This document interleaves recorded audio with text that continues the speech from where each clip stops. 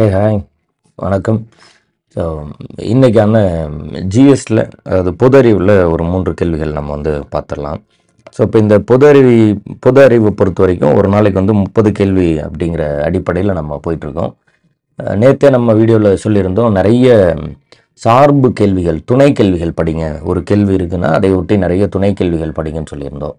So அதுபோல் நீங்கள் ஒரு கேள்விக்கும் அது சார்ந்த துணை கேள்விகள் படிங்க. நேற்று நம்ம கிளாஸ் நடத்தும் போது, அதாவது டே 2 2வது நாளில் கிளாஸ் நடத்தும் போது கேட்டிருந்த அத்தனை துணை கேள்விகளுக்கும் பதில் கமெண்ட்டில் பண்ணியிருந்தீங்க. இது ஒரு ஆச்சரியமான ஒரு சூப்பரான ஒரு விஷயமா இருந்தது. ரொம்ப ரொம்ப ஒரு மாதிரி ஒரு பாசிட்டிவான ஒரு விஷயமா இருந்தது. ஏன்னா அந்த கேள்விகளை எல்லாம் தொகுத்து அப்படியே ஃபுல்லாக எல்லாத்தையும் ஒருத்தர் 2 பேருன்னு இல்லை, நிறைய பேர் அது எல்லாத்தையும் இப்போ மனித உரிமை ஆணையத்தின் தலைவர் பேர் கேட்டிருந்தேன். மாநில மனித உரிமை ஆணையம் ஆரம்பிக்கப்பட்ட தேதி, ஆண்டு, தேசிய மனித உரிமை ஆணையம் தலைவர் யார், அவ்வளோதான் ஒரே கேள்வி. அது சார்ந்து கேட்கப்பட்டிருந்த எல்லா கேள்விகளுக்கும் அது கமெண்ட் பண்ணி அந்தந்த துணை கேள்விகள் பற்றி எல்லாம் சொன்னது. நம்ம சொல்லாத ஒரு சில எக்ஸ்ட்ரா கேள்வியை கூட அது சார்ந்த விஷயமா இருக்குன்னா அதை ஃபுல்லாக அதில் கமெண்ட் பண்ணுது. அதெல்லாம் ரொம்பவே ஒரு சூப்பரான விஷயம். அப்புறம் இன்னொரு முக்கியமான விஷயமும் இருந்தது. அதில் ஒன்று இந்த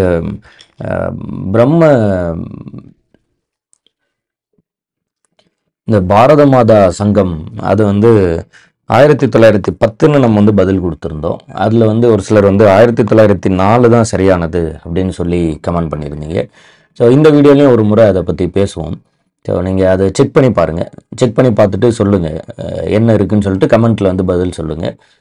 நம்ம எப்போவும் கிளாஸில் கூட சொல்கிறது உண்டு. இப்போ நம்ம கிளாஸ் எடுத்ததுனால நீங்கள் நல்ல அந்த கேள்விக்கு சரியாக பதில் எழுதலைனா கூட நம்ம கிளாஸ் எடுத்ததுனால நீங்கள் ஒரு கேள்வியை தப்பாக எழுதிட்டு வந்துடக்கூடாது. அது மிகவும் இந்த வேலையை நம்ம எதற்கு செய்கிறோங்கிறதுக்கான அடிப்படை அர்த்தமே இல்லாமல் போயிடும். அதனால நம்ம ஏதாவது தவறாக ஒரு கேள்விக்கு பதில் கொடுத்துருந்தா அதை திருத்திக்கிறதுல எந்த மாற்றமும் இல்லை. இன்றைக்கி ஒரு முறை செக் பண்ணுங்கள். செக் பண்ணிட்டு இன்றைக்கான கமெண்ட்லேயுமே கூட அதற்கான பதிலை சொல்லுங்கள். நேற்றைய கேள்வியில் அந்த மாதிரி நம்ம அதுக்கான 1910 நம்ம ஆன்சர் கொடுத்துருந்தோம். ஒரு முறை கூகுள் பண்ணி பாருங்கள். இல்லை புக்கில் வேறு ஏதாவது மாற்று டேட்டா இருக்கா என்ன, திரு நீலகண்ட பிரம்மச்சாரி அவர்கள் ஸ்டார்ட் பண்ணதை பற்றி எல்லாம் சொல்லியிருந்தோம். அதை செக் பண்ணி பார்த்துட்டு அந்த ஒரு கொஸ்டினும் சொல்லிடுங்க. அப்புறம் நம்ம யூனிட் 8 இப்போ யூனிட் 6ன்னு இருக்கக்கூடியதுக்கு ஒரு கொஸ்டின் பேங்க் போட்டிருக்கோம்.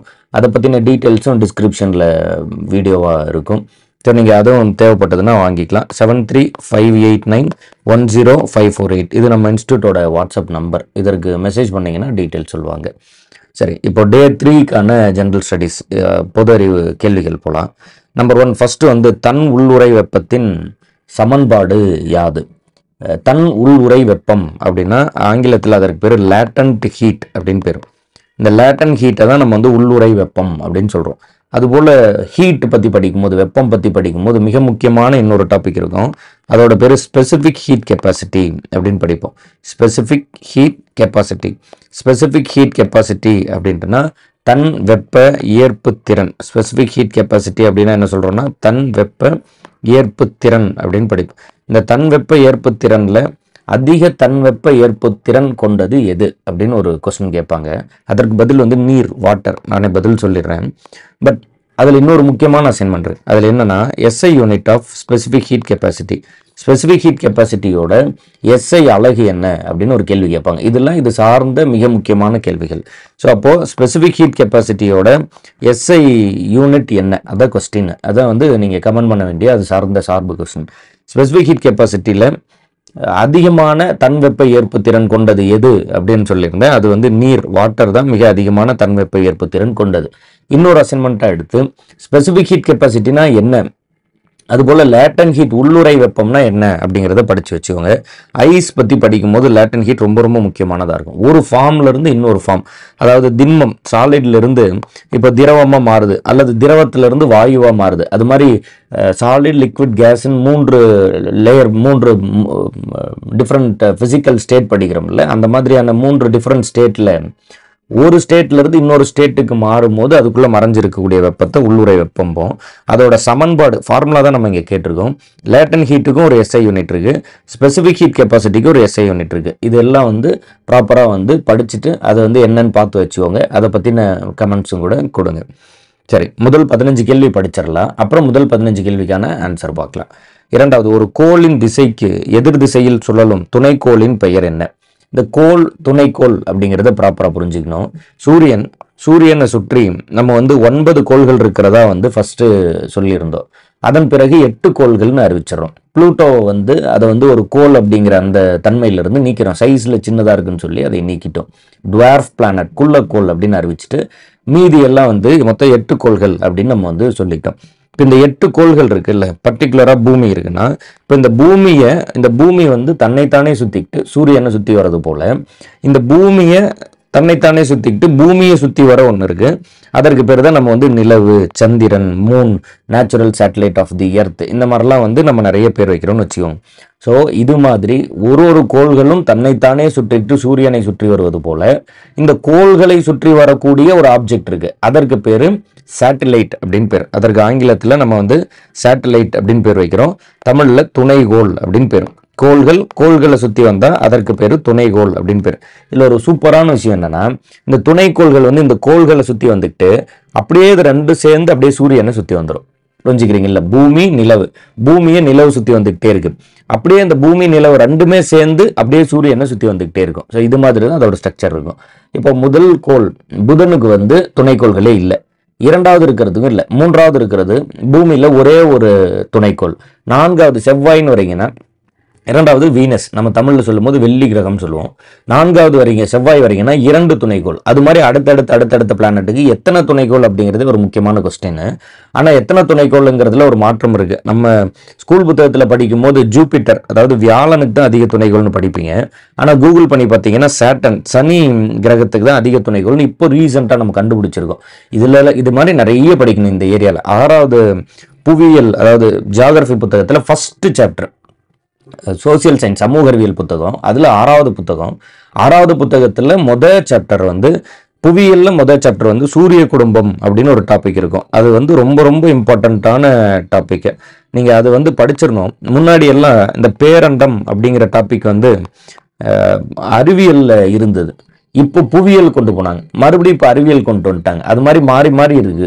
அது புவியியலோ அல்லது அறிவியலோ அல்லது இயற்பியல்லையோ, நீங்க ஈவன் பேரண்டம் பத்தின நோட்ஸே பார்த்தீங்கன்னா 6th இருந்து 10th 9th வரைக்கும் இருக்கக்கூடிய சயின்ஸ் அறிவியல் புத்தகத்துல தான் பேரண்டம் அப்படிங்கிற டாபிக்கே இருக்கும்.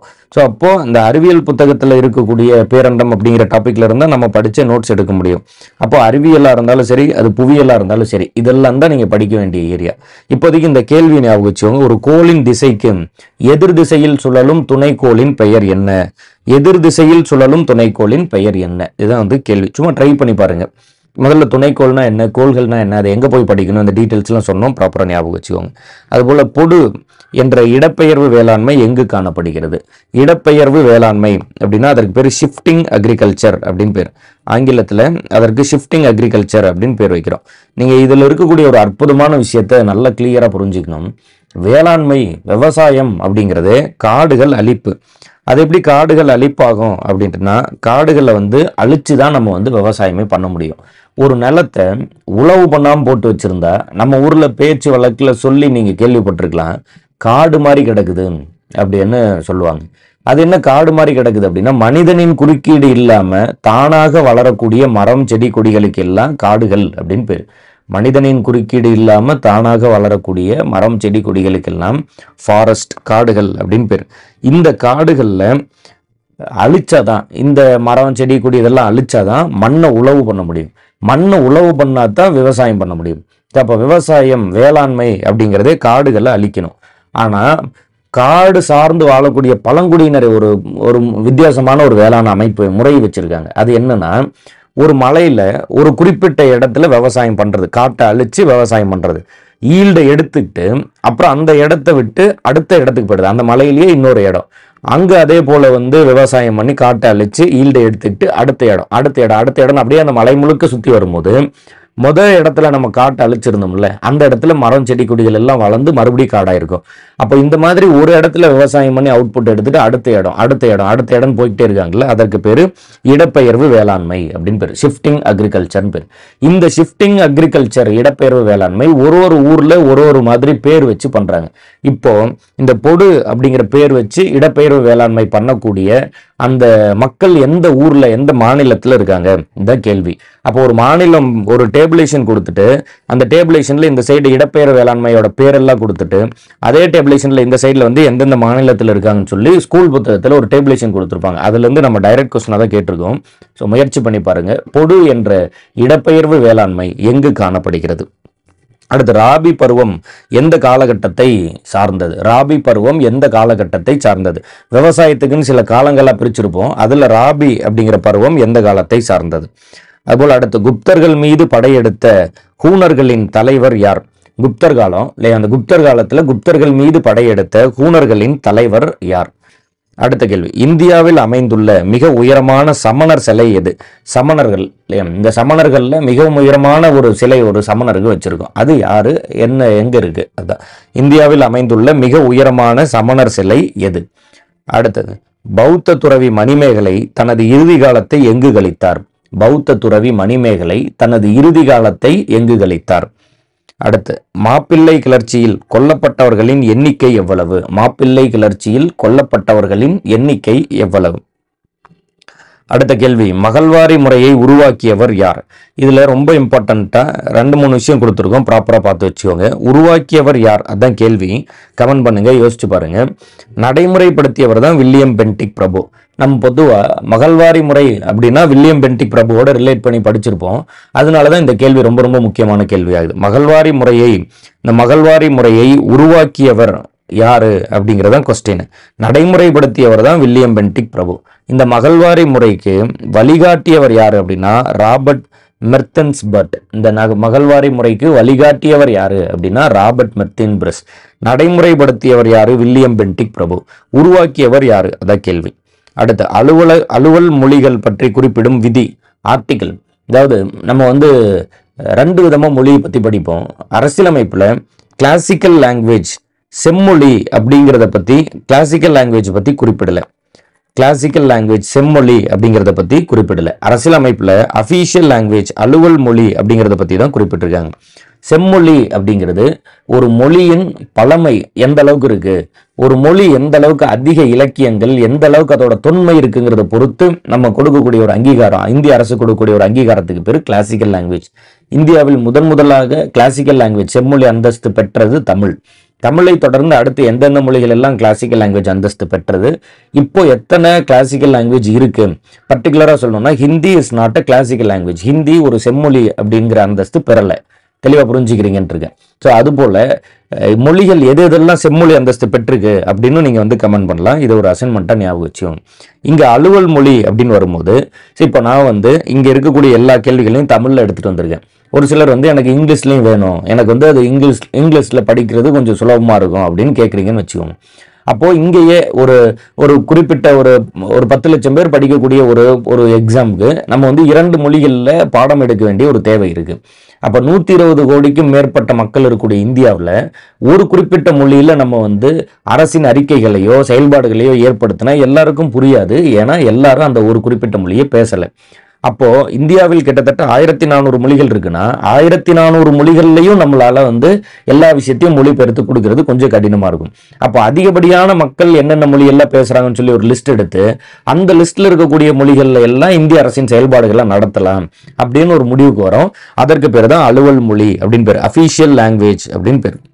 அப்போ இந்தியாவோட அஃபீஷியல் லாங்குவேஜ் என்ன, அதுபோல் தமிழ்நாட்டின் அஃபீஷியல் லாங்குவேஜ் என்ன, என்னென்ன மொழிகள் இந்தியாவில் அஃபீஷியல் லாங்குவேஜாக இருக்குது, என்னென்ன மொழிகள் தமிழ்நாட்டில் அஃபீஷியல் லாங்குவேஜாக இருக்குது அப்படிங்கிறதெல்லாம் ஒரு முறை செக் பண்ணி பாருங்கள். நீங்கள் இந்த மொழி சார்ந்த பிரச்சனை இன்னைக்கு மிகவும் தீவிரமான ஒரு விவாதம், வெரி சீரியஸ் டிஸ்கஷனாக இருக்குது. பர்டிகுலராக நமக்கு இதில் ஒரு முக்கியமான ஒரு கொஸ்டின் இருக்குது, ஒரு குவாரி இருக்குது. அது என்னன்னா, இன்னைக்கு கூட 2025 கூட நீங்கள் யூபிஎஸ்சி ப்ரிலிம்ஸ் தேர்வு வந்து கொஸ்டின் வாங்கி பார்க்குறீங்கன்னா 2 மொழியில தான் இருக்கும். ஒன்று வந்து ஹிந்தி, இன்னொன்று வந்து ஆங்கிலத்தில் இருக்கும். ஸோ அப்போது ஹிந்தி மொழியில் படித்து வந்தவங்களா இருந்தால் அந்த கேள்வி வந்து அவங்க தாய்மொழியிலே இருக்கும், அது சுலபமாக புரிஞ்சிக்க முடியும். தமிழ் வழி கல்வியில் படித்து வந்திருந்தா ப்ரிலிம்ஸ் கேள்வியை பார்க்கும்போது ஒன்று உங்களுக்கு ஆங்கிலம் நல்லா தெரிஞ்சிருந்தா நீங்கள் வந்து ப்ரிலிம்ஸில் கேள்விகளை சரியாக எழுதலாம், இல்லைனா எழுத முடியாது. ஸோ அந்த மாதிரியான ஒரு ரீஜனலைசேஷன் இன்னும் எல்லா மொழிகளுக்கும் கிடைக்கல. தமிழ், தெலுங்கு, மலையாளம், கன்னடம், ஒடியா, இந்த சைடு மராத்தி, இது மாதிரி இந்தியா முழுவதும் இருக்கக்கூடிய செம்மொழிகளோ அல்லது இந்தியா முழுவதும் இருக்கக்கூடிய அலுவல் மொழிகளோ அல்லது அட்டவணை மொழிகளுக்கோ கூட இன்னமும் அந்த யூபிஎஸ்சி ப்ரிலிம்ஸ் தேர்வில் வந்து ஒரு அங்கீகாரம் கிடைக்கல. அது இந்த எக்ஸாம் பாயிண்ட் ஆஃப் வியூவில் நமக்கு இருக்கக்கூடிய ரொம்ப நாளாக இருக்கக்கூடிய ஒரு மிகப்பெரிய குவரி. அது வந்து கிடைக்கிற இடத்துலலாம் நான் பதிவு பண்ணிக்கிட்டே தான் இருக்கேன். சும்மா அது நம்மளால முடிஞ்ச அளவுக்கு எத்தனை பேருக்கு கொண்டு போய் சேர்த்த முடியுமோ இந்த மாதிரி ஒரு விஷயம் இருக்குங்கிறதையாச்சும் அட்லீஸ்ட் வந்து தெரியப்படுத்தி வைப்போம். அலுவல் மொழிகள் பற்றி குறிப்பிடும் விதி எது? இந்த இடத்துல அலுவல் மொழி பற்றி பார்ட் 17 பேசுது. நம்ம படிப்போம் பார்ட் 1, 2, 3, 4, 5, 6 படிப்போம். 22 இருக்கும். அதுக்குள்ள அமெண்ட்மெண்ட்லாம் பண்ணி வச்சிருக்கிறதுனால இன்னைக்கு 25 இருக்கும். அதில் 17வது பார்ட்ல அலுவல் மொழிகள் பற்றி பேசுகிறோம். இங்கே அந்த ஆர்டிக்கல் தான் நம்ம கேட்குறோம். படிக்கலாம், நிறைய படிக்கலாம். மக்கள் தொகை கணக்கெடுப்பின் அடிப்படையில், அதாவது 2011 மக்கள் தொகை கணக்கெடுப்பின் அடிப்படையில் நீலகிரி மாவட்டத்தின் பாலின விகிதம், செக்ஸ் ரேஷியோன்னு சொல்லுவோம் ஆங்கிலத்தில். இப்போ நீலகிரி மாவட்டத்தின் பாலின வீதம் என்ன? அடுத்து, மக்களாட்சியின் பிறப்பிடம் என்று அறியப்படுவது எது? பர்த் பிளேஸ் ஆஃப் டெமோக்ரஸி, மக்களாட்சியின் பிறப்பிடம் என்று அறியப்படுவது எது? அடுத்து, சட்டத்தின் ஆட்சி என்ற சொல்லை முன்மொழிந்தவர் யார்? சட்டத்தின் ஆட்சி அப்படின்னா ரூல் ஆஃப் லா அப்படின்னு அர்த்தம். அதுபோல நீங்க படிக்கும் போது 2 மிக முக்கியமான விஷயம் படிப்பீங்க. ஒன்று வந்து ரூல் ஆஃப் லா, இன்னொன்று வந்து procedure established by law. Procedure established by law அப்படின்னா சட்டத்தினால் ஏற்படுத்தப்பட்ட நடைமுறை.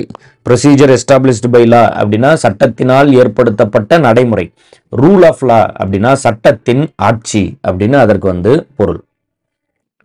ஸோ அப்போ நம்ம வந்து ரூல் ஆஃப் லா அப்புறம் ப்ரொசீஜர் எஸ்டாப்ளிஷ்டு பை லா அப்படின்னு 2 படிச்சுக்கிறோம். இப்போ இந்த ரூல் ஆஃப் லா அப்படிங்கிறது எந்த நாட்டிலேருந்து எடுத்துட்டோம்? ப்ரொசீஜர் எஸ்டாப்ளிஷ்டு பை லா சட்டத்தினால் ஏற்படுத்தப்பட்ட ஆட்சி, அப்புறம் சட்டத்தின் நடைமுறை. சட்டத்தின் ஆட்சி அப்படின்னா ரூல் ஆஃப் லா, சட்டத்தின் நடைமுறை அப்படின்னா ப்ரொசீஜர் எஸ்டாப்ளிஷ்டு பை லா. எந்த நாட்டிலிருந்து எடுத்துட்டோம் அப்படின்னு ஒரு ரொம்ப இம்பார்ட்டண்ட்டான கொஸ்டின் கேட்பாங்க. கமெண்ட் பண்ணுங்க. ரூல் ஆஃப் லா சட்டத்தின் ஆட்சி எந்த நாட்டிலிருந்து எடுத்துக்கிட்டோம்? ப்ரொசீஜர் எஸ்டாப்ளிஷ்டு பை லா சட்டத்தினால் ஏற்படுத்தப்பட்ட நடைமுறை எந்த நாட்டிலிருந்து எடுத்துட்டோன்னு. இப்போ ஒரு நாட்டோட பேர் படிப்பீங்க. அப்படி அந்த நாட்டோட பேரை தெரிஞ்சிக்கும் போது அந்த நாட்டோட இதை சேர்த்திருங்க. இப்போ ப்ரொசீஜர் எஸ்டாப்ளிஷ்டு பை லா அப்படின்னு படிக்கிறீங்கன்னா ஒரு குறிப்பிட்ட நாடு இருக்குன்னா அந்த நாட்டோட பேரை சேர்த்து ப்ரொசீஜர் அப்படின்னு படிச்சுக்கோங்க. அப்போ படிக்கும் போது இப்போ அதுக்கு பதில் ஜப்பான் அப்படின்னா இப்போ ஜப்பான் ப்ரொசீஜர் அப்படின்னு படிச்சிடுறது. படிக்கும் போது ஜப்பான் ப்ரொசீஜர் அப்படின்னு ஒரு நிமோனிக்ஸ் மாதிரி படிச்சுக்கிட்டீங்கன்னா, ஜப்பான் நடைமுறை அப்படின்னு படிச்சுட்டீங்கன்னா, அப்போ சட்டத்தினால் ஏற்படுத்தப்பட்ட நடைமுறை அப்படிங்கிறது ஜப்பான் நாட்டிலிருந்து எடுத்துக்கிட்டோம் அப்படின்னு வந்துடும். அப்படியே அந்த வார்த்தையோட பிளெண்ட் பண்ணிக்கிறது. சரி, இப்போ சட்டத்தின் ஆட்சி என்ற சொல்லை முன்மொழிந்தவர் யார்? இதுதான் நம்ம வந்து கேள்வியை கேட்டிருக்கோம். அடுத்தது, பெண்களை அநாகரிகமாக சித்தரித்தலுக்கு எதிரான சட்டம் இயற்றப்பட்ட ஆண்டு எது? பெண்களை அநாகரிகமாக சித்தரித்தலுக்கு எதிரான சட்டம் இயற்றப்பட்ட ஆண்டு எது? இதுதான் கேள்வி. அடுத்த கேள்வி, பெண் தொழிலாளர் பாதுகாப்பு சட்டங்களை குறிப்பிடுக. இது வந்து நம்ம அப்படியே மனப்பாடமாக கொண்டு போகணும். அதனால வந்து முடிஞ்ச அளவுக்கு வந்து இது எல்லாத்தையுமே அப்படியே மனப்பாடம் பண்ணிருக்கணும். எதையும் மறைக்கல. இந்த எல்லா சட்டமும் ரொம்ப ரொம்ப இம்பார்ட்டன்ட் சட்டம். நிறைய முறை கேள்விகளில் தனியாகவும் மேட்ச் த ஃபாலோவிங் மாதிரியும் எல்லா விதத்திலையும் இந்த கேள்விகள் எல்லாமே ஒரு ப்ரீவியஸ் இயர் கொஸ்டின் தான். பெண் தொழிலாளர் பாதுகாப்பு சட்டங்களை குறிப்பிடுக. தொழிற்சாலை சட்டம், இண்டஸ்ட்ரீஸ் ஆக்ட் அப்படின்னு படிப்போம், 1948. தோட்ட தொழிலாளர் சட்டம் வந்து 1951. பிளான்டேஷன் லேபர் ஆக்ட் அப்படின்னு படிப்போம். தோட்ட தொழிலாளர் சட்டம், பிளான்டேஷன் லேபர் ஆக்ட் வந்து 1951. சுரங்க தொழிலாளர் சட்டம், மைன்ஸ் ஆக்ட் அப்படின்னு படிப்போம். சுரங்க தொழிலாளர் சட்டம் 1952.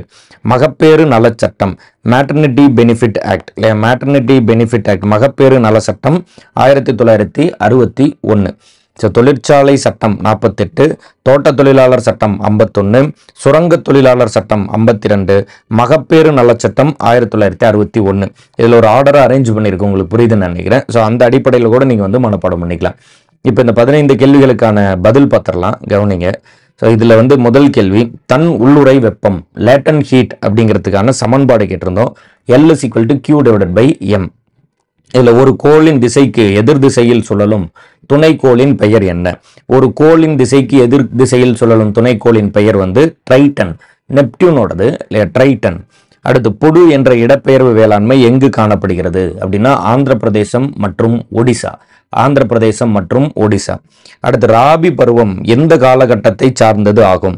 ராபி பருவம் வந்து அக்டோபர் முதல் மார்ச் வரை. ராபி பருவம் எந்த காலகட்டத்தை சார்ந்ததாகும்? அக்டோபர் முதல் மார்ச் வரை. அடுத்து, குப்தர்கள் மீது படையெடுத்த ஹூணர்களின் தலைவர் யார் அப்படின்னா தோரமானர் தோரமானர் ஞாபகம் வச்சுக்கணும். இந்தியாவில் அமைந்துள்ள மிக உயரமான சமணர் சிலை எது? இந்தியாவில் அமைந்துள்ள மிக உயரமான சமணர் சிலை வந்து பாகுபலி சிலை, சிரவண பெலகலா, கர்நாடகா.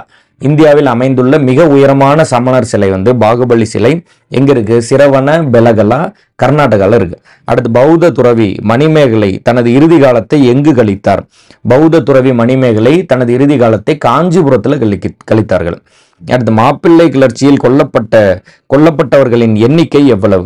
2337. மாப்ளா ரிவோல்ட் அப்படின்னு படிப்போம் இல்லையா? மாப்பிள்ளை கிளர்ச்சியில் கொல்லப்பட்டவர்களின் எண்ணிக்கை 2337.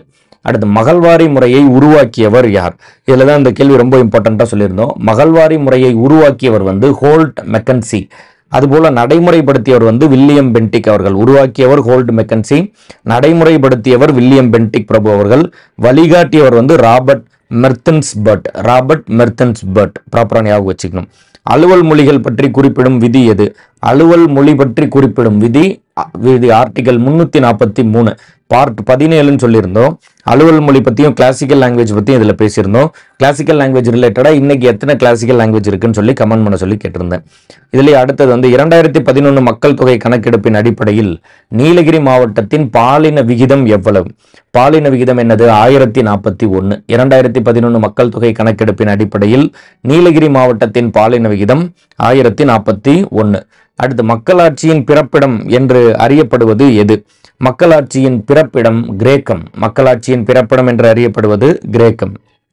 அடுத்தது சட்டத்தின் ஆட்சி என்ற சொல்லை முன்மொழிந்தவர் யார்? சட்டத்தின் ஆட்சி என்ற சொல்லை முன்மொழிந்தவர் ஏவி டைசி. அடுத்து பெண்களை அநாகரிகமாக சித்தரித்தலுக்கு எதிரான சட்டம் இயற்றப்பட்ட ஆண்டு வந்து 1999. பெண்களை அநாகரிகமாக சித்தரித்தலுக்கு எதிரான சட்டம் இயற்றப்பட்ட ஆண்டு 1999. அடுத்து பெண் தொழிலாளர்கள் பாதுகாப்பு சட்டங்களை குறிப்பிடுக. தொழிற்சாலை சட்டம் 1948, தோட்ட தொழிலாளர் சட்டம் 1951, சுரங்க தொழிலாளர் சட்டம் 1952, மகப்பேறு நல சட்டம் 1961. ஞாபகத்தில் போட்டு வச்சுக்கணும். ஒரு வரிசையா இன்க்ரீசிங்கா தான் எழுதியிருக்கோம். அது எல்லாத்தையுமே ஞாபகம் வச்சுக்கோங்க. Industries act, plantation labour, mines act, maternity benefit act. சரி, இதுல அடுத்த 15 கேள்வி பார்த்திடலாம். பெற்றோர் மற்றும் மூத்த குடிமக்கள் பராமரிப்பு மற்றும் நல்வாழ்வு சட்டம் இயற்றப்பட்ட ஆண்டு. பெற்றோர் மற்றும் மூத்த குடிமக்கள் பராமரிப்பு மற்றும் நல்வாழ்வு சட்டம் இயற்றப்பட்ட ஆண்டு. அதுபோல அடுத்து கிரெடிட் கார்டு எனப்படும் கடன் அட்டையை அறிமுகம் செய்யப்பட்ட ஆண்டு. கிரெடிட் கார்டு எனப்படும் கடன் அட்டை அறிமுகம் செய்யப்பட்ட ஆண்டு. அடுத்த கேள்வி வந்து மதிப்பு கூட்டு வரியை முதலில் அறிமுகம் செய்த மாநிலம் எது? மதிப்பு கூட்டு வரியை முதலில் அறிமுகம் செய்த மாநிலம் எது? உங்களுக்கு இந்த கேள்விகளோட முக்கியத்துவம் புரியுதுன்னு நினைக்கிறேன். இது எல்லாத்தையுமே அப்படியே மனப்பாடம் பண்ணும். ரொம்ப ரொம்ப இம்பார்ட்டன்டான கொஸ்டின்ஸ் இதெல்லாம் புக்ல இருந்து தான் எடுக்கிறோம். அதனால இன்னும் முக்கியம், கவனமா வந்து படிச்சு மனப்பாடத்துல பண்ணி வச்சுக்கணும். கேள்விக்கு ஏதாவது பதில் தெரியுதா ட்ரை பண்ணி பாருங்க. இல்லைன்னா அந்த பதில் நம்ம சொல்ற வரைக்கும் வேற என்ன பதில் இருக்கும் என்னன்னு ப்ராப்பரா கவனிச்சுட்டு வாங்க. எல்லா கேள்வியும் படிச்சுட்டு அப்புறம் அந்த கேள்விகளுக்கான பதிலுக்கு வந்து போயிடலாம். அடுத்து ரிசர்வ் வங்கி உருவாக்கத்தை பரிந்துரை செய்த குழு. ரிசர்வ் வங்கி உருவாக்கத்தை பரிந்துரை செய்த குழு. அடுத்து ICICI இந்திய தொழிற்கடன் மற்றும் முதலீட்டு கழகம், அதாவது இண்டஸ்ட்ரியல் இன்வெஸ்ட்மெண்ட் கார்பரேஷன் அப்படின்னு நம்ம வந்து படிப்போம். அப்போ இந்த ICICI பொறுத்த வரைக்கும் இந்திய தொழிற்கடன் இல்லையா மற்றும் முதலீடு இன்வெஸ்ட்மெண்ட் கார்பரேஷன் அப்படின்னு படிப்போம் இல்லையா. அது வந்துட்டு நிறைய இருக்கு. அதுல கொஸ்டின் புக்ல இருக்கும். நம்ம வந்து ஒரு சிம்பிள் லைனா நீங்க புரிஞ்சுக்கணும்னா என்ன புரிஞ்சுக்கலாம்னா, நார்மலா மக்களுக்கு கடன் கொடுக்கிற, மக்களோட பணத்தை வாங்கி வைக்கக்கூடிய வங்கிகளால வந்து பெருநிறுவனங்களுக்கு கடன் கொடுக்க முடியாது. 100 கோடி 200 கோடின்னு சொல்லி பெருநிறுவனங்களுக்கு கடன் கொடுக்க முடியாது. ஆனா பெருநிறுவனங்களுக்கு தேவையான கடனை நம்ம கொடுத்தாதான், அதாவது இண்டஸ்ட்ரீஸ் கார்பரேஷன், அதுபோல இண்டஸ்ட்ரீஸ் டெவலப்மெண்ட், இண்டஸ்ட்ரீஸ்க்கான இந்த IDBI உருவாக்கி இருந்திருப்போம். அதுபோல வந்து தொழிற்சாலைகளை வளர்த்தெடுக்கிறதுக்கு பெரிய அளவிலான கடன் கொடுக்கணும். 100 கோடி 200 கோடின்னு சொல்லி பெரிய அளவுல கடன் கொடுக்கணும். அந்த பெரிய கடன் தொகையை கொடுக்கறதுக்குன்னு சொல்லி தனியா வங்கிகள் ஆரம்பிக்கலாம் அப்படின்னு சொல்லி உருவாக்கப்படுறது தான் இந்த தொழிற்சாலைகள் சார்ந்த வங்கிகளுக்கானது.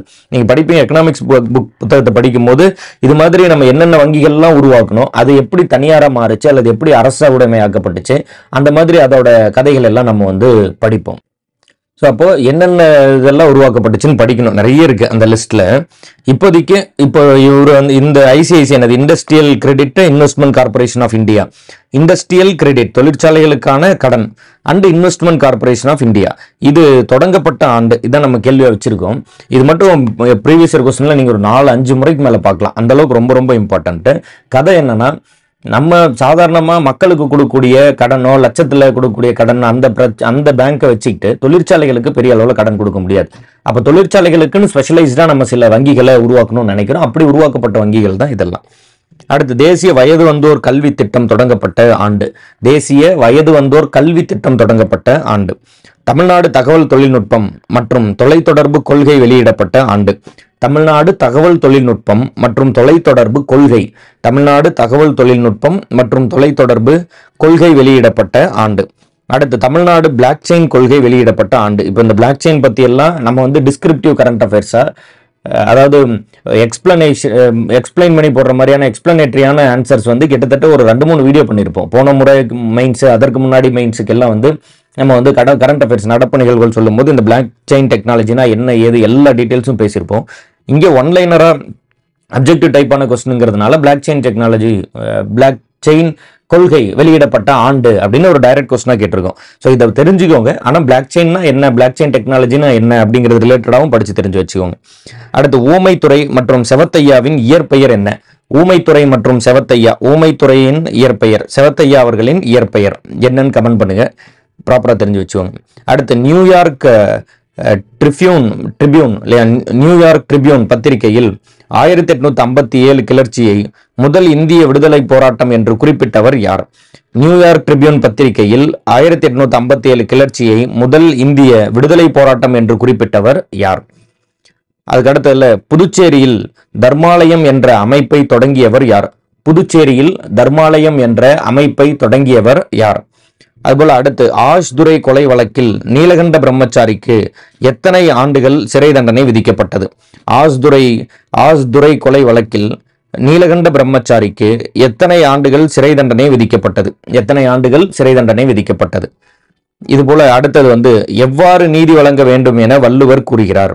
எவ்வாறு நீதி வழங்க வேண்டும் என வள்ளுவர் கூறுகிறார்? அதுக்கடுத்தது, யாருடைய நட்பு ஒருவர் சாவுக்கு காரணமாகிற அளவுக்கு துயரத்தை உண்டாக்கிவிடும்? யாருடைய நட்பு ஒருவர் சாவுக்கு காரணமாகிற அளவுக்கு துயரத்தை உண்டாக்கிவிடும்? அடுத்து, எவ்வாறு ஒருவன் அறவழி நிற்பவன் அல்லன் என்பதை எளிதில் தெரிந்து கொள்ளலாம் என வள்ளுவர் கூறுகிறார்? எவ்வாறு ஒருவன் அறவழி நிற்பவன் அல்ல என்பதை எளிதில் தெரிந்து கொள்ளலாம் என்று வள்ளுவர் குறிப்பிடுகிறார். பதில் பார்த்துடலாம். இதுக்கு வந்து, பெற்றோர் மற்றும் மூத்த குடிமக்கள் பராமரிப்பு மற்றும் நலவாழ்வு சட்டம் இயற்றப்பட்ட ஆண்டு எது? இயற்றப்பட்ட ஆண்டு வந்து 2007. அப்படியே மனப்பாடம் பண்ணி வச்சுக்கோங்க. திருப்பி ரிப்பீட் பண்ணி மனப்பாடத்தில் ஏற்றிருங்க. பெற்றோர் மற்றும் மூத்த குடிமக்கள் பராமரிப்பு மற்றும் நலவாழ்வு சட்டம் இயற்றப்பட்ட ஆண்டு 2007. அடுத்து, கிரெடிட் கார்டு எனப்படும் கடன் அட்டை அறிமுகம் செய்யப்பட்ட ஆண்டு எது? 1946. ஜான் பிக்கின்ஸ் அவர் தான் வந்து அறிமுகப்படுத்துறாரு. கிரெடிட் கார்டு எனப்படும் கடன் அட்டை அறிமுகம் செய்யப்பட்ட ஆண்டு 1946. ஜான் பிக்கின்ஸ் என்பவரால் அறிமுகப்படுத்தப்படுது. மதிப்பு கூட்டு வரியை முதலில் அறிமுகம் செய்த மாநிலம் எது? மதிப்பு கூட்டு வரியை முதலில் அறிமுகம் செய்த மாநிலம் ஹரியானா, 2003. மதிப்பு கூட்டு வரி முதலில் அறிமுகம் செய்த மாநிலம் ஹரியானா, 2003. ரொம்ப இம்பார்ட்டன்ட், தெளிவா படிச்சு ஞாபகத்தில் ஏற்றி வச்சுக்கோங்க. ரிசர்வ் வங்கி உருவாக்கத்தை பரிந்துரை செய்த குழு. ரிசர்வ் வங்கி உருவாக்கத்தை பரிந்துரை செய்த குழு வந்து ராயல் ஆணையம், ஹில்டன் யங்கு குழு அப்படின்னு பேரு. ஹில்டன் யங்கு குழு. ரிசர்வ் வங்கி உருவாக்கத்தை பரிந்துரை செய்த குழு வந்து ராயல் ஆணையம், ஹில்டன் யங்கு குழு அப்படின்னு பேரும். அடுத்து, ஐசிஐசிஐ இந்திய தொழிற்கடன் மற்றும் முதலீட்டு கழகம் வங்கி தொடங்கப்பட்ட ஆண்டு எது? வங்கி தொடங்கப்பட்ட ஆண்டு 1955. சொல்லியிருந்தோம். Industrial credit and investment corporation of India, அதாவது தொழிற்கடன், இண்டஸ்ட்ரியல் கிரெடிட் மற்றும் முதலீட்டு கழகம் எந்த ஆண்டு தொடங்கப்படுது? 1955. அடுத்து, தேசிய வயது வந்தோர் கல்வி திட்டம் தொடங்கப்பட்ட ஆண்டு. தேசிய வயது வந்தோர் கல்வி திட்டம் தொடங்கப்பட்ட ஆண்டு 1978. 15 முதல் 35 வயது வரை. தேசிய வயது வந்தோர் கல்வி திட்டம் தொடங்கப்பட்ட ஆண்டு 1978. 15 முதல் 35 வயது வரை. தமிழ்நாடு தகவல் தொழில்நுட்பம் மற்றும் தொலைத்தொடர்பு கொள்கை வெளியிடப்பட்ட ஆண்டு. தொலைத்தொடர்பு கொள்கை வெளியிடப்பட்ட ஆண்டு வந்து 2018. தமிழ்நாடு பிளாக் செயின் கொள்கை வெளியிடப்பட்ட ஆண்டு வந்து 2020. தமிழ்நாடு தகவல் தொழில்நுட்பம் மற்றும் தொலைத்தொடர்பு கொள்கை வெளியிடப்பட்ட ஆண்டு 2018. தமிழ்நாடு பிளாக் செயின் கொள்கை வெளியிடப்பட்ட ஆண்டு வந்து 2020. அடுத்து ஊமைத்துறை மற்றும் செவத்தையா அவர்களின் இயற்பெயர். ஊமைத்துறையின் இயற்பெயர் வந்து குமாரசாமி, செவத்தையாவின் இயற்பெயர் வந்து துரைசிங்கம். ஊமைத்துறையின் இயற்பெயர் குமாரசாமி, செவத்தையாவின் இயற்பெயர் துரைசிங்கம். அடுத்து நியூயார்க் ட்ரிபியூன் பத்திரிகையில் 1857 கிளர்ச்சியை முதல் இந்திய விடுதலை போராட்டம் என்று குறிப்பிட்டவர் யார்? முதல் இந்திய விடுதலை போராட்டம் என்று குறிப்பிட்டவர் காரல் மார்க்ஸ். நியூயார்க் ட்ரிபியூன் பத்திரிகையில் 1857 கிளர்ச்சியை முதல் இந்திய விடுதலை போராட்டம் என குறிப்பிட்டவர் காரல் மார்க்ஸ். ரொம்ப இம்பார்ட்டன்டான கொஸ்டின் இதெல்லாம். இதுக்குள்ளே அடுத்து புதுச்சேரியில் தர்மாலயம் என்ற அமைப்பை தொடங்கியவர் யார்? வாவே சுப்பிரமணிய ஐயர். புதுச்சேரியில் தர்மாலயம் என்ற அமைப்பை தொடங்கியவர் வாவே சுப்பிரமணிய ஐயர். அடுத்து ஆஸ்துறை கொலை வழக்கில் நீலகண்ட பிரம்மச்சாரிக்கு எத்தனை ஆண்டுகள் சிறை தண்டனை விதிக்கப்பட்டது அப்படின்னா 7 ஆண்டுகள் சிறை தண்டனை விதிக்கப்பட்டது.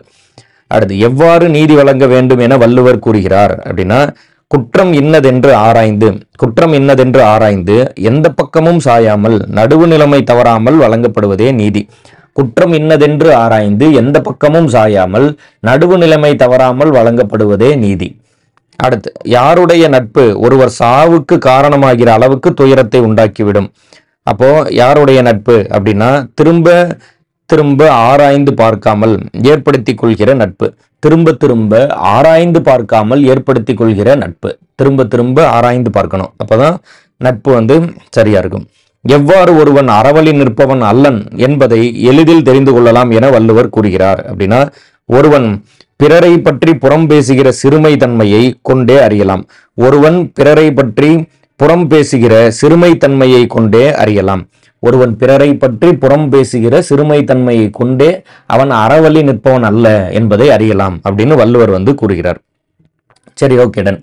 இப்போதைக்கு இன்னைக்கு டே 3க்கான 30 கேள்விகள் வந்து நம்ம பார்த்துட்டோம். தொடர்ந்து வந்து நீங்க வந்து படிங்க. தினம் தினம் அந்த ஒரு கண்டினியூஸான தொடர்ச்சியான ஒரு உழைப்பை கொடுக்கறது அப்படிங்கிறது ரொம்ப ரொம்ப கடினமான விஷயம். ஒரு நாள் 2 நாள் வந்து அதிக நேரம் உழைக்கிறதுங்கிறது பார்க்கறதுக்கு பெரிதா தெரிஞ்சா கூட அதை விட தினம் தினம் தொடர்ச்சியா வந்து நீங்க 1 மணி நேரம் 2 மணி நேரம் 4 மணி நேரம் தொடர்ச்சியா டெய்லி படிச்சுக்கிட்டே வரீங்கல்ல, அந்த ஸ்ட்ரெச் வந்து ரொம்ப ரொம்ப கடினம். அந்த ஹேபிட்டை உருவாக்கிட்டீங்கன்னா எக்ஸாம் வந்து ரொம்ப சுலபம் தான். ஈஸியாக நீங்கள் வந்து பாஸ் ஆகிடலாம். அதனால் முடிஞ்ச அளவுக்கு அந்த ஒரு தொடர்ச்சியான படிக்கக்கூடிய ஒரு ஹேபிட்டை வந்து உருவாக்கி வச்சுக்கோங்க. எவ்வளோ முடியுமோ அவ்வளோ தூரம் வந்து ஒவ்வொரு நாளும் உங்களால் முடிஞ்ச அளவுக்கான அதிக உழைப்பை கொடுத்து நிறைய படித்து வச்சுக்கோங்க. நிறைய ப்ராக்டிஸ் பண்ணுங்கள். 8 மணி நேரம் 10 மணி நேரம் படிக்கணுங்கிறதெல்லாம் உண்மைதான். ஆனால் அதற்காக வந்து நீங்கள் 8 மணி நேரமும் வந்து சமணங்கால் போட்டு அப்படியே புத்தகத்தை வேடிக்கை பார்த்துட்டே உட்காந்துட்டு இருக்கணுங்கிறது இல்லை. படிக்கலாம், சொல்லி கொடுக்கலாம், நீங்கள் ஒரு வீடியோவாக பார்க்கலாம், இல்லை ஒரு ஆடியோவாக கேட்கலாம், இல்லை ஒரு டெஸ்ட் போடலாம், இல்லை ஏதாவது ஒரு மெத்தட் ஆஃப் ஸ்டடியை நீங்கள் மாற்றிக்கிட்டே இருக்கலாம். ஆனால் செஞ்ச வேலை படித்ததாக தான் இருக்கணும். எண்ட் ஆஃப் த டே காலையிலேருந்து சாயந்தரம் வரைக்கும் படித்தேன், சொல்லி கொடுத்தேன், கேட்டேன், எழுதுனேன், இது மாதிரி என்ன பண்ணிக்கிட்டே இருந்தாலும் படிச்சுக்கிட்டே இருக்கீங்க. அதோட டிஃப்ரெண்ட் ஃபார்ம்ஸில் அந்த வேலையை செஞ்சுக்கிட்டே இருக்கீங்க. இல்லை கொஞ்சம் இதாக இருந்தால் கணிதம் மேக்ஸ் போட்டு பார்க்குறது, அது மாதிரி அந்த நாள் முழுக்க அதிகப்படியான நேரம் வந்து அந்த படிக்கிறதுக்காக ஒதுக்கிட்டிங்கன்னா வெற்றி வந்து தன்னை போல் வந்து சேர்ந்துடும். யாரும் வந்து நம்மளை மோட்டிவேட் பண்ண வேண்டிய அவசியம் இருக்காது. ஏன்னா அது வந்து நமக்கே நம்ம அதிகமாக உழைக்கிறோம், அது நம்மளை வந்து சேரும் அப்படிங்கிற ஒரு கான்ஃபிடென்ஸை நமக்கே கொடுக்கும். அந்த உழைப்பிலிருந்து ஒரு தன்னம்பிக்கை வருதில்லை, ஒரு கான்ஃபிடென்ஸ் வருதில்லை, அதுதான் நிலையானது.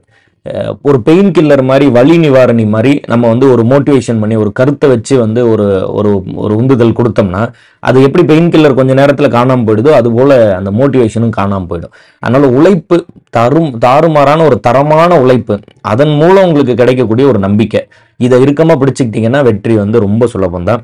அதனால் முயற்சி பண்ணுங்கள், நிறைய வந்து படிங்க. இன்னும் போதுமான நேரம் தாராளமாக இருக்குது. இப்போ கூட வந்து நேரம் ரொம்ப நெருங்கிடுச்சு அப்படியெல்லாம் ஒன்றும் கிடையாது. இன்னும் போதுமான நேரம் இருக்குது. இன்னும் நோட்டிஃபிகேஷன் வரல. ஸோ நோட்டிஃபிகேஷன் வர வரைக்கும் டைம் இருக்குது. ஏப்ரலில் வரும்னு பேசிக்கிட்டு இருக்காங்க. ஸோ அப்போது வர வரைக்கும் நம்ம நல்லா படித்து வச்சுக்கிட்டோம்னா வந்ததுக்கப்புறம் இருக்கக்கூடிய நாட்களை நல்லா பயன்படுத்தி டெஸ்ட் போட்டு பார்த்தா நிச்சயமாக பாஸ் ஆகிடலாம். ஸோ படிப்போம், தொடர்ச்சியாக வந்து படிங்க. நம்ம வந்து அடுத்த ஒரு GS வீடியோவில், பொது அறிவு வீடியோவில் வந்து சந்திப்போம். நன்றி, தேங்க்யூ, தடா.